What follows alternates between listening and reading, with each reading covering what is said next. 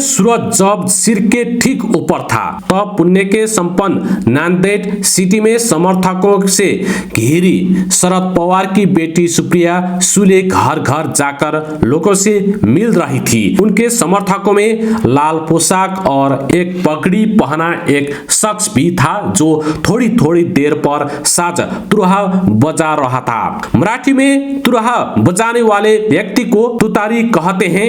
चुनाव आयोग ने शरद पवार वाले एनसीपी गुट को लोकसभा चुनाव के लिए तुतारी चुनाव चिन्ह दिया है। यही एक घर में हमें शोभा कार्यालय मिली जो शक्ति है, मिली जो कहती है पार्टी को तोड़ना गलत हुआ, जिनकी पार्टी थी उनसे पार्टी छीन लेना बहुत गलत बात हुई है।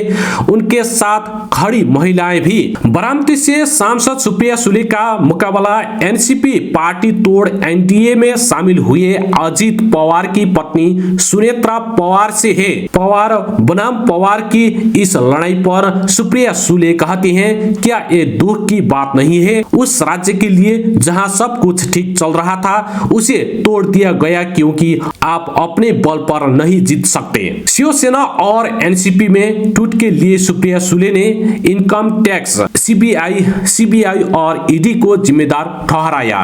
जानकारों के मुताबिक भाजपा को अपने बल पर महाराष्ट्र पर शासन करने के लिए जरूरी था कि वो शिवसेना और एनसीपी के कद को छोटा करे और यही टूट की वजह थी। लेकिन अब बहस ये है कि क्या उन कोशिशों के परिणाम स्वरूप नई परेशानियां तो खड़ी नहीं हो गई है। आज यहाँ शिवसेना के दो फाड़, एनसीपी के दो फाड़, भाजपा प्रकाश अंबेडकर की वंचित बहुजन आघाड़ी AIM है।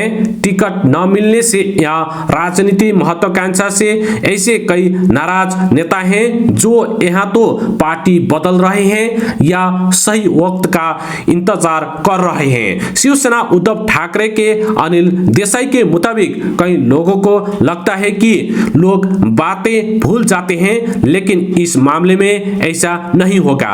विश्लेषकों के अनुसार पार्टियों में टूट के कारण कई लोगों में ये छवि बनी है कि भाजपा पार्टी और परिवार तोड़ने वाली पार्टी है और ये छवि भाजपा के लिए बड़ी चुनौती है।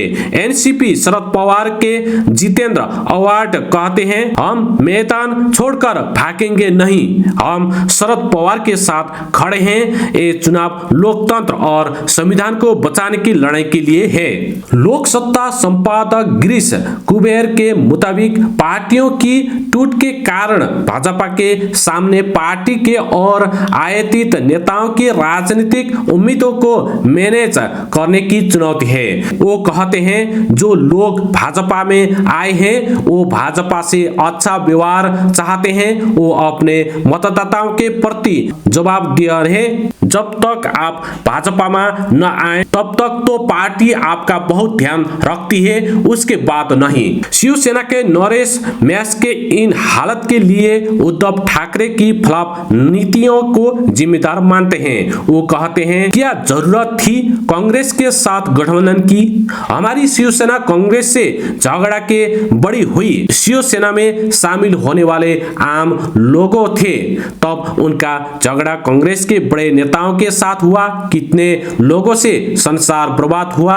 झूठे मामले दर्ज हुए तो भी शिवसेना कहकर काम किया और तुम चुनाव के बाद कांग्रेस के साथ गए, इसकी जरूरत क्या थी?